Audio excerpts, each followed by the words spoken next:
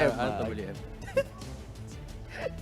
Nag-zone out ako ng slide. Pero sige, balik na tayo dito. At this point in time, if you are Blacklist International, there's really not a lot. Actually, yung Smart Omega nga yung tinitignan ko dito kasi yung Eve parang dumukot na naman sa bag itong si Coach Lembot at si Coach Snap. We're no longer gonna be seeing the Alice and the Mia, pero nawawala pa yung gold lane at nawawala pa rin yung EXP. Maybe a Cho could go to EXP, maybe not. Feeling ko nga, ang ginagawa dito ng Omega, binibait yung Hari, tapos kunin nila yung Lunox last pick. Again, very favorite actually ni Jomian. Very Nung possible. week 7, yung Lunox gold lane. Parang yun nga. Actually. Parang pina-first face pick pa nga nila yung Lunox during that time dahil nga sobrang confident nila sa Lunox dito ni Joe. Mantanong ay ilalabas pa rin ba nila ito knowing na hindi pa nga nakakapag-pick ng gold lane o uunahin pa nila yung roam pick? Because as of now, I do believe na mas safe muna na ibigay siguro yung roam pick. Yeah. Well, pwede rin namang ang gawin nila dito is may, although may flex factor si Chono, pwede sila kumuna XP. Ayan na yung Lunox, yun na nga. Tulad nga sinasabi ni Omi. Ayun na. Hindi na nila, wala nang hintay-hintay pa. Kasi Alice lang yung maganda, Alice or Claude for Blacklist. Oh! Base back! Iba na to, boss. At ang napakaganda sa Rafaela na to, parang soft counter din siya sa slow na nilalabas ng isang Eve. And this is very important to dahil yung kada segundo na nasa loob ka ng real world manipulation, damage yan eh. And with the holy healing, mas mataas yung chance na makaalis sila. Kumbaga wala na silang pake sa RWM. Pwede nilang takbuhan yung ultimate ni Eve. Ang question lang dito is anong gagamitin na XP or roam ng Omega. Terizla is still open. Nandiyan pa rin naman yung mga typical XP laners, yung glue. And they do go for the glue. Para lang doon sa Bruno, I think. Wow. And fairly, I would say yung late game na meron dito ang Omega ay potent naman ang kanilang damage pero kailangan nila ng oras eh. We're talking about a Lunox and a Ling. Historically speaking, kailangan talaga ng pera ng dalawang pick na to. And buti na lang, nasa mga gold priority lanes ang dalawang picks na to. Pero nagpatugtog na ng Your Guardian Angel ang Blacklist International. Rafaela joining the party for May the Hylos pa. agents. Meron pang Hylos, meron kang Guardian Angel, at meron kang Bodyguard. If you are OHEB, you'd have a really good game. That is what is supposed to be expected from you coming in from Blacklist. Pero ang sagot ng kabila ay talagang pumuso sila hanggang sa maabot ng Ling at ng Lunox, yung scaling na kinakailangan nila para manalo. This is now an opportunity for them to shine. Casters, oras na para ipakita natin ang game number 2. Legends. Tumpik-tumpik pa. Simulan na natin ang ating game number 2. Again, Blacklist International laban sa Smart Omega. Atimo Chantel and Brigida pa rin para dito sa ating laban. And Brigida naglabas na naman ng mga kakaiba ang ating mga players at mga teams. So unti-unti na nating nasasagot ang ating teorya na ito na ang gustong dalhing code ng Blacklist International papasok dito sa playoffs natin na kahit pa sabihin nating ramdam mo from Smart Omega na gusto rin nilang sabayan ng sorpresa ay parang mas nakabibigla no yung commitment ng Blacklist dito sa so-called or style ng ube na dinadala nila ngayon. Oh, tsaka kung mapapansin natin na naka-basic common emblem, dalawang heroes from Blacklist International and a lot of respect dito sa show ni Chakno. 1, 2, 3. Oo, kasi revitalize yung isa. Baka malito na naman tayo. Tatlo yung naka-purify. And kung ikaw dito si Chakno, parang kailangan muna merong kahit isa na ma-force dito from anyone yung kanilang purify para talagang ma-penetrate yung players dito ng Blacklist. So medyo magiging mahirap somehow para dito sa Omega kung paano ipo-pull off yung sabihin na natin one CPA play that they can do. And at least ngayon ay mas may reliable sila na pang backline which is nga si Andori on this link. Pero speaking of, si Ryota makakatakas ba rito? Off-cam kill muna ron kay Haji pero sakto! Trade din agad para sa Blacklist International taking down Ryota dito sa top lane. Oh, grabe yung trade ng mga players natin pero top lane nakakabulin agad. Si Lord JM biglang dumating yung mga players dito na Omega. Lord JM is gonna be down sa kamay dito ni Antonio. Sa sobrang ma-action ng early game natin dito ay hindi kayata pwede mag-recall kung saan-saan. magtago daw. Kailangan, Pag kailangan doon ka talaga sa pinaka-safe na pwesto ng mapa. Kasi if not, parang may biglang dadating nga from the other players or nung ibang team. Kasi map awareness na talaga to. Lahat ng mga pwede mong i-grab na opportunity ay i-grab mo na talaga. Tapos sa may bottom lane natin, may sariling laban din si Jom tsaka si Oheb. Ramdam ko yung mecha legs dito Oo. ni Oheb at hindi pa siya sinasamahan sa lagay na yan.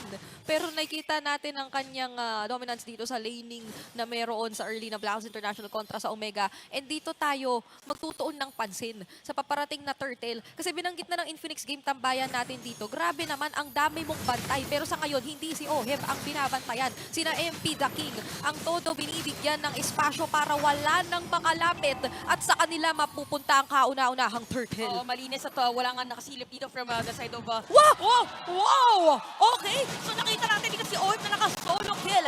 Laban kay Andorio from the Filipino sniper to the Filipino footballer. Ay! Opo! Teka lang, makaka-football nga ba siya papalayo rito kasi inabutan siya ng Way of the Dragon pero Crimson Beacon sabay lahat na ng mga miyembro ng Blacklist International ay readyng sumagip sa kanilang kakampi at parang ganun lang bumalik pa ang buhay ni Oheb at hindi pa siya uuwi. Oh, alam mo kasi dito yung hero ni Perks, kita mo parang ano din, parang si Nurse Jenny sa Pokemon, hinihil lang din niya. Si Oheb nung time na yun. So, after mo mag-training, parang nare-recover agad yung Mecha Legs. Dito ni Oheb, and yung sinabi kanina ng mga kasama natin from Infinix Game Tambayan na may movement speed ka, Yep. yung longevity mo sa teamfight ay nandoon, makakapag-rotate agad on other areas of the lane. Yes. At dahil sa kill na yun, by the way, ni Oheb ay lamang na siya in terms of gold. At saka gusto ko yung nakikita natin dito na rotation mula kay Haji and Perks na parang hindi mo sila sobrang napaghihiwalay kasi parang nami-minimize dito yung threat na makakahanap si Andorio ng mag-isa lang na nag-clear sa wave which is si Haji. At kapag ka nag-rotate sila ng sabay sa bottom lane na ma-maximize dito yung potential talaga ni Oheb na lalong mag-dominate kontra sa kanyang katapat. And even si Chakno nga ay dahil ganun yung nagiging setup ay hindi rin naman sobrang makahanap ng mga ganoon ka-efficient na setups. And speaking of, mukhang si Haji pa Grabe nga yung talaga. nauuna rito at gustong mag-set up. Kaya naman babalat din ba si Chakno rito kasi medyo nasasaktan siya doon sa passive na meron dito si MP The King at makakatakas naman siya with the real manipulation pero nandito si Andorio at hindi pa siya makakakuha ng trade kasi nababalik lang yung buhay ng mga members ng Blacklist. Oo, talagang holy healing ang sagot dito ng side ng Blacklist International. Kaya 1K goldie na sila para dito sa ating game. And even yung Tempest of Blades nga dito ni Andorio ay nasalag lang gamit nung Purify. So hindi na makapag-penetrate talaga dito ang Omega. So makikita natin that for Blacklist International, sinisimulan nila itong Turtle. Probably ay hindi na rin talaga magko-contest ang Omega dahil nakikita natin si Andorio nandun sa may top lane. So it will take things na parang sabihin na natin ay Oo. gugustuhin ng Omega na wag muna mag-team fight as Sobra. much as possible. Ayun yata yung kailangan nila munang gawin lalo sa ganitong sitwasyon na hindi naman natin na nakikita na parang hindi pa naman ganoon kalaki yung nakikita nating agwat pero ramdam mo na rin sa kung paano nirorotate ng Blacks International yung early game na sobrang nakokontrol na nila yung magiging takbo at hindi pa nga kasama ng sobra si Lord JM sa mga nakikita natin so far pero para nagiging enough na dito yung Lantern Flare, yung Light of Retribution para lang i-scout yung members ng Smart Omega. So hindi natin nakikita pa yung sorpresa na mayroon na pwedeng dalhin yung lineup nila dito. Surprise Wave the Dragon, surprise not Ayun even na, Ruby naman, DD o di kaya Chaos Assault. At ito na nga, hindi nga dinadaan sa surprise talaga ng Blacklist International kasi napagigitnaan si Andorio pero mukhang makakatakas. Wala energy. Not unless na Baretri at Tempest of Blades para lang makaalis. Oo, dahil dyan, by the way, ay pwedeng agawin ng Blacklist International kasi nakapag-retribution At makikita natin, even Perks, ginamit niya yung ultimate niya para lang talagang matignan kung merong tao doon sa may dot bush. Pero more on the safer side pa rin, ang Blacklist International, hindi na i-force na pumunta doon sa purple buff ni Andorio. So more on disiplina pa rin Yeah. yung makikita natin. Tsaka ang dami na rin nilang nagamit na resources kanina na parang finul commit nila sanang makuha si Andorio. No? So fortunately na lang for Smart Omega ay hindi pa naman nauhuli ng ganoon-ganoon lang ng Blacklist International si Andorio. And nahanap niya yung way around na makakuha ng paunti-unti namang mga trades across the map kung nasa na opposite ang Blacklist International. Pero katulad na lamang yan, nagpapatapak na talaga ngayon ngayon ang mga nangunguna, ang mga nasa fronta ng Blacklist International at ganun-ganun lang din yung damage na nababato na nila kay Ryota. Oh, masakit na yung damage dito ni Oheb. Kitang-kita na natin. At spicy chicken. Okay. Ang lunch yata dito ni Lord JM. So third talaga yun para dito sa ating dalawang kupunan. We have players from Omega na nakasilip. Ipo-force kaya nila to na pumasok. Okay, si Chuck na dito at dadaan sa mga players ng Blacklist. Ay! At Dory makakakuha ng turtle. At tingin ko yun ang spicy chicken. Pero may nahiwalay. At ngayon tinatanggap niya yung mga paro-paro. Balibag lang talaga, Perks and Haji. Talaga nakaharang pero medyo napalilibutan yata ang Blacklist International. Magandang lapat din ng reward manipulation at sorpresa mula kay Big J. Kaya naman tatlo ang mabibigyan ng Smart Omega. At nasa ilalim nila sila ng Torre kaya mag-iingat na lang muna. At biglang sinurpresa nga ng Omega yung mga players dito ng Blacklist. After nung diretso mga players nila dito sa may middle lane. At nandito lang for the defense is gonna be Lord JM. Parang pipilitan na yata ito nila Andorio kasi kailangan talaga nilang palitin yung mapa ng Blacklist. Habang sa may top lane parang meron din sinuzone na isa ding player dito. Wow. Yung Omega. So dalawang tore yung nakuha nila. Tas tatlong players yung napatay ng Omega. Bigla na namang bumaliktad ang Land of Dawn. Kung nakikita nyo lang yung mga action dito ni Ate Washantel ay pumapaikot-ikot na siya sa upuan pero sobrang props talaga doon sa naging play ng Smart Omega particularly mula kay Andorio na bukod sa minanage yung mga traits na pwede nilang kukunin pa unti-unti in the early game, may level gap na nag-exist pero na panalo pa din niya yung retry steal doon sa objective. So nagtuloy-tuloy na doon ang bawi ng Smart Omega. Oh, tsaka ang ginawa nila kanina, or specifically ni Chuck, no, sinipa na niya papalayo si Haji. Parang wala na siyang mabitbit. Kanina pa kasi bumibitbit si Haji na mga kakampi niya. Sinipa na lang niya papalayo, parang wala na pang zone against them. Probably yung na-decipher ng side ng Omega as part of their strategy para matalo nila yung Blacklist pagdating sa team fight. But at the items ay halos pantay na rin dito sa gold si Joma at saka si Joma at si Oheb. Ayan. Okay, sa bottom lane parang may nagbabadya yata na team fight or disiplina pa rin ang paiiralin ng ating mga teams. At kakasabi mo lang nun, may Holy Crystal na rin agad si Big J. So kanina yung nakita nating magandang pagko-coordinate nila real world sabay parang mala Ruby DD na play, no? Yun yata yung mga pwede mong gawin kontra sa Blacklist International at this point na susobrahan mo yung gulat na hindi na sila makakapag-react basta-basta. And even yung burst damage naman ay karespe-respeto na kung ikaw ang Smart Omega. Pero Atoy Or, grabe ang kanyang pag-zone na ginagawa mag-isa using the glue at mukhang sapat na nga yun para makuha ng kanyang mga kasama yung objective na simulan nila dito. Pero kapalit si Ryota na merong masasabunutang isa pero dahil doon siya na nga'y nahiwalay at mukhang siya yung katanggap-tanggap na kapalit na lang yata. Oo, parang binay-time niya rin ng moment na yun para medyo mapatagal yung mga players ng Blacklist. Pero pipilitin ng Blacklist na sirain yung Torre dito sa may middle lane. Dito sa base agad ang isasagot at biglang nawala si Mercs sa moment na yun. And even Joe, palitan agad na nangyari dito sa ating dalawang teams. Masakit-sakit na yung verse din dito pero naikasa pa naman last minute yung healing at hindi naman nabigyan yung ibang members ng Blacklist International pero sila ngayon ang maaatasan na dumepensa. Pero dahil nga magsasama-sama na sila, mas likely na siguro nating makita na ingatan rin ng Smart Omega yung mga engages na gagawin nila. Kasi still, meron namang Glorious Pathway, merong pantakas Light of Retribution. Oo, kung hindi man pantakas, ano yan pang slow din yan in a sense pag napagsabay mo ng maigi kontra sa Smart Omega. Yung Will of the World, pagka nag-bounce-bounce na yung bola dito ni Oheb ay medyo mawawalan yung defense ng side ng Omega. Yep. Pero parang nakikita natin for Omega, talagang mailap sila sa team fight. Yes. That's one. Tapos, dahil hindi sila nagti-team fight, napo-force nila na makuha yung mga outer turrets ng side ng Blacklist. And every time na pupunta yung Blacklist dun sa mga lanes na yun, wala na sila. Nakaalis na sila. Kanya-kanya palang disiplina ang pinapairal ng mga teams natin dito so far. And 10 minutes na tayo into this game. Pero 12 kills pa lang ang nagaganap para sa... Hindi ko alam kung ito ba ay complete opposite nung nakita natin kanina. Okay, parang ano sila ngayon medyo kalmado na sila. Yung una kasi parang talagang pinakawala na lang, nagalit na silang lahat. Oh, build up ba to? Teshans na paunti-unti. Dito pa lang ilalabas yung yung pinaka-plot.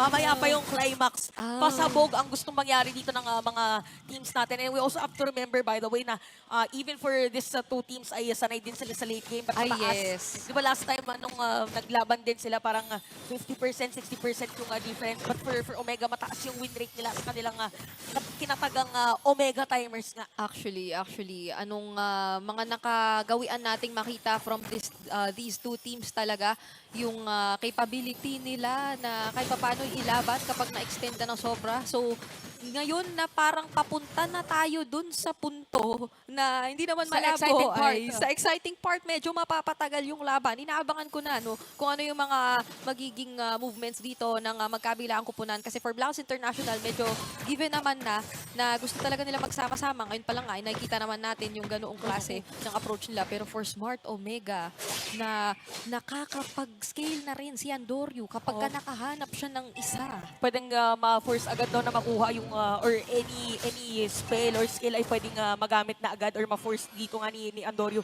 By the way, nung nakita natin yung item niya, parang meron na siyang Berserker's Fury.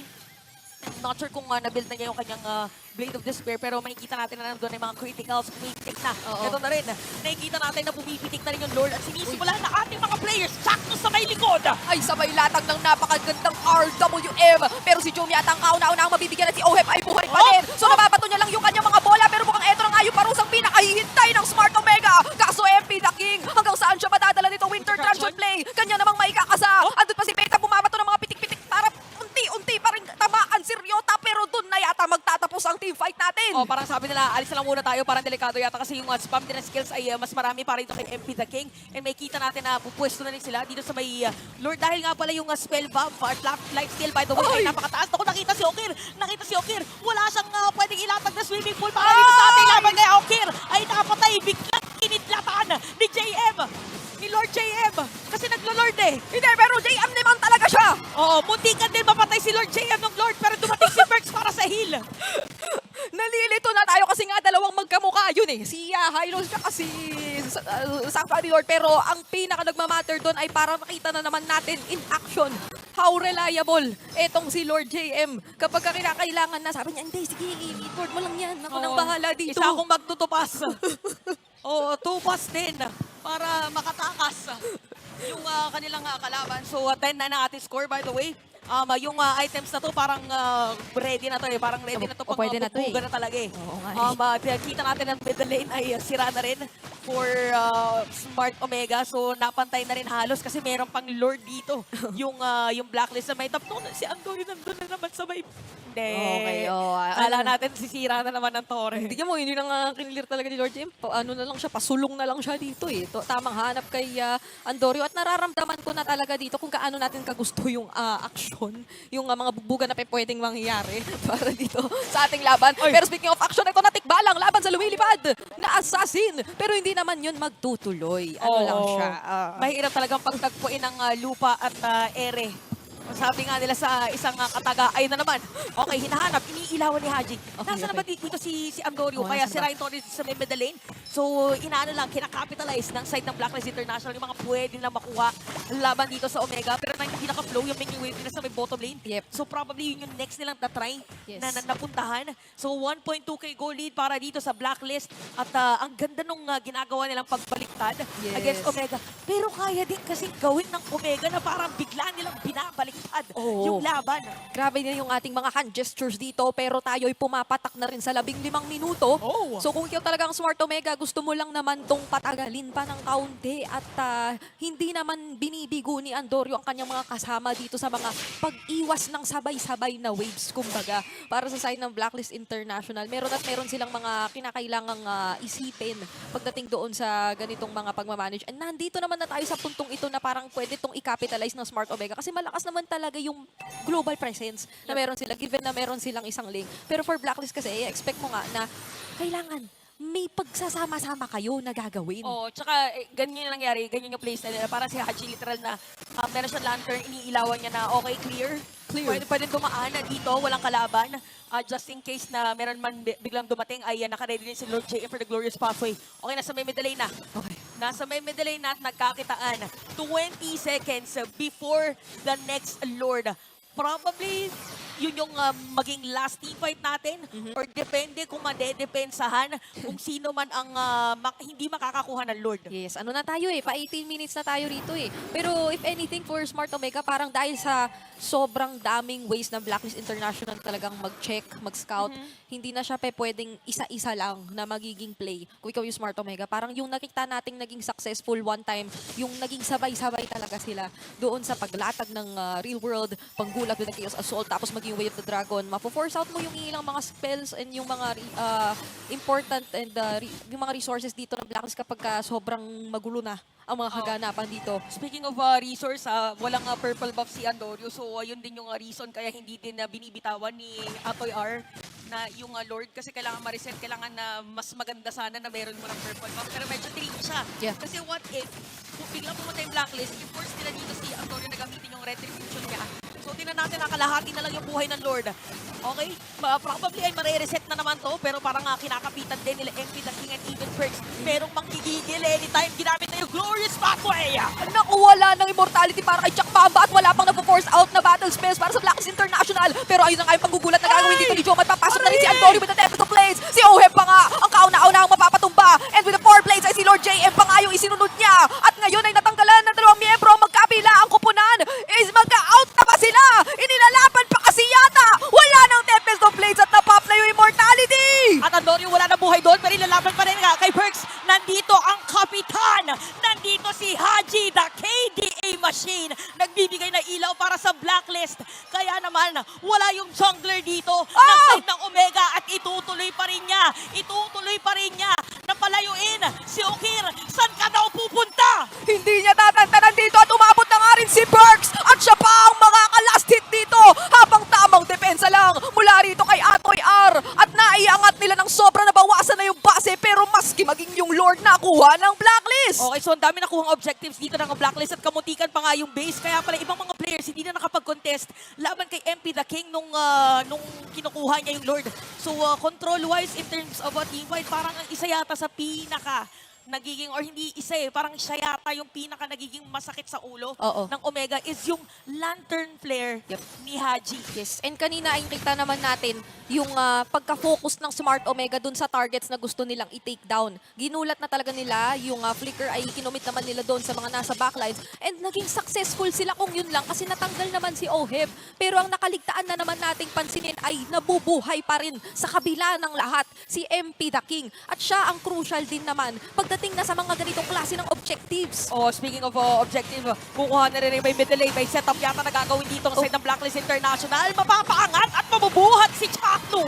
Naku, hindi na yata sila makakahanap ng setup dito. Tamang latag lang ng real world manipulation para makontrol yung kaguluhang nangyayari dito sa top lane. Pero hindi na to papansinin ng Blacklist International. Nakapag-pull down na naman yung Spear of Alpha. Ayun si Joe pa ang susunod na mga maalam dito. Isama mo na rin si Atoy R kasi ang Blacklist International kumatok na naman sa base at maging game number 2 ay mapapasa kanila. Isa na lang